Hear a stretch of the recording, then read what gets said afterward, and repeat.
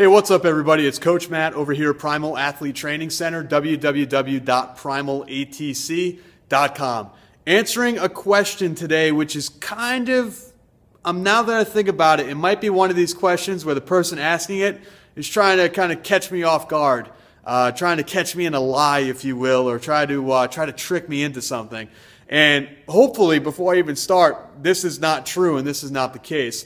But I got an email the other night from a thrower, and what he asked me was a little curious because he said, Coach Matt, basically the gist of the email was, if I could only pick one exercise to do to improve my shot put or my throwing ability, he had mentioned shot put specifically, he asked, what would that be? What would that exercise be? And it's one of these things where I hope to God, I really do, I hope that you don't just have one exercise that you can do. That goes not just for the person asking the question, but everybody else out there. I sincerely hope that you have a weight room to work with, you've got some homemade equipment to work with, and that you are able to do more than one exercise per day. If it's something where you've got a coach that's only telling you one exercise to do, you might want to try to add some assistant stuff after that. If you're just kind of working at home, hopefully you've got bars, plates, you've got some stuff, a squat rack, and you can do more than one exercise. Everybody should be able to do more than one exercise to see improvement, especially because there's a lot of stuff out there that you can do with body weight that we've talked about before. A lot of jumping, a lot of plyos, a lot of explosive stuff, even using things like junk, like boulders and old tires and old pieces of plywood to build equipment like sleds. You can really get creative with very little.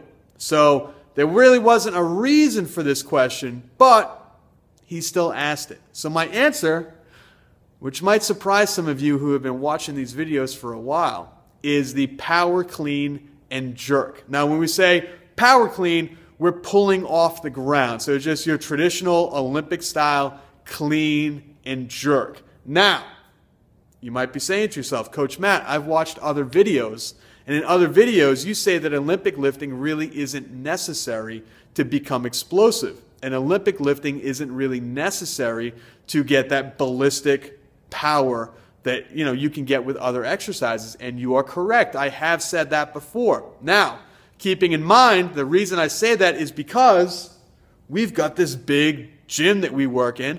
We've got squat racks, we've got benches, we've got dumbbells and kettlebells and strongman equipment and homemade equipment and sandbags and tires and sleds and platforms and bumpers and pull-up bars and racks and glute hams and all this other stuff.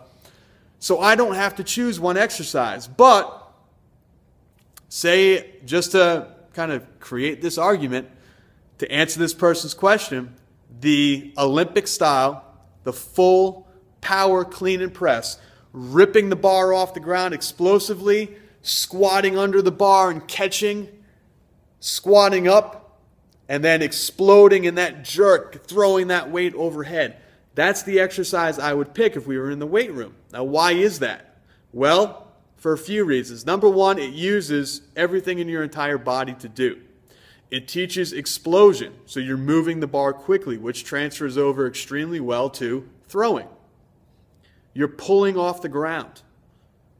You're squatting under the bar, and you're pressing overhead. So you have a pull, you have a squat, or front squat, and you have an overhead press, or that jerk, that explosive jerk overhead, in one exercise, all rolled up into one. Not to mention how it gets you to be in a more flexible position.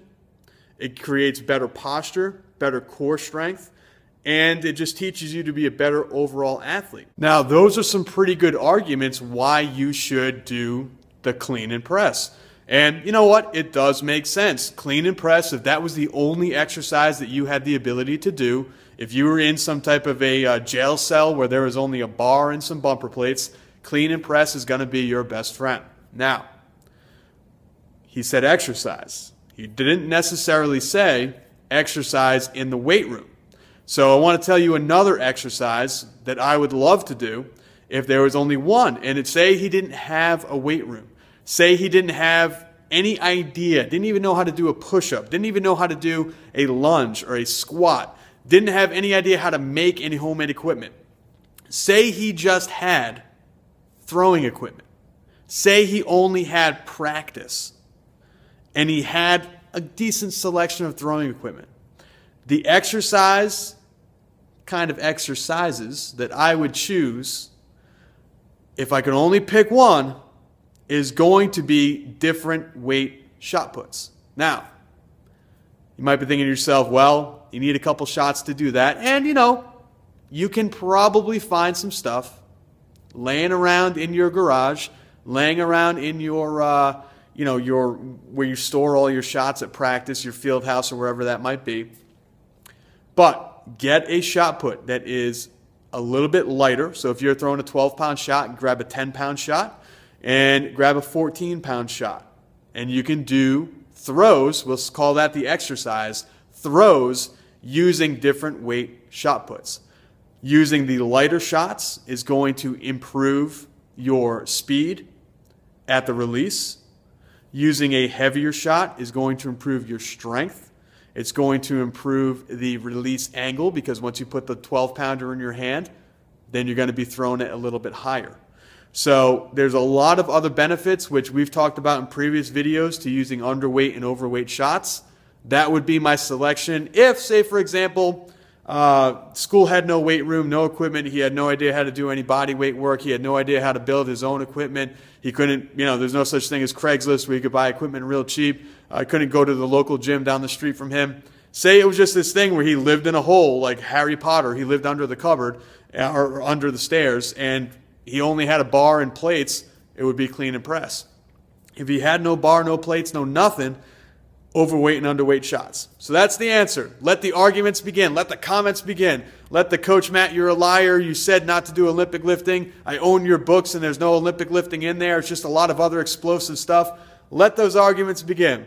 I'm here to answer questions. That's what I do. If you have questions, make sure leave them in the comments section down below or email me, matt@primalatc.com. Guys, keep an eye out. In the next week or so, there's going to be the homemade equipment video getting released. Now, this is a 2-DVD set, and it comes with a workout using the homemade equipment that you're going to be making for real cheap. Coaches out there who maybe don't have a weight room, coaches out there that don't have a big budget, this is for you.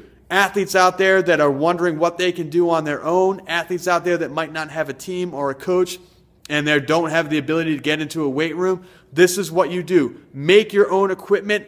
You're going to have the workout right there. It's going to improve your throwing ability. It's less, the DVD itself is super cheap, but you can make everything on that DVD for less than $200. Basically the price of a couple of overweight and underweight shot puts or a couple of overweight heavy medicine balls. You can go ahead and make everything. 5 pieces of equipment that's in this video. Get an entire 3 months worth of workouts in. Get ready for your season. Learn how to peak. It's all explained. Make sure you watch out for that. Go to Primal ATC. Sign up for the newsletter. There are tons of ways to get in touch with me, to ask your questions, to get more info, and to go ahead and become a better thrower. Okay?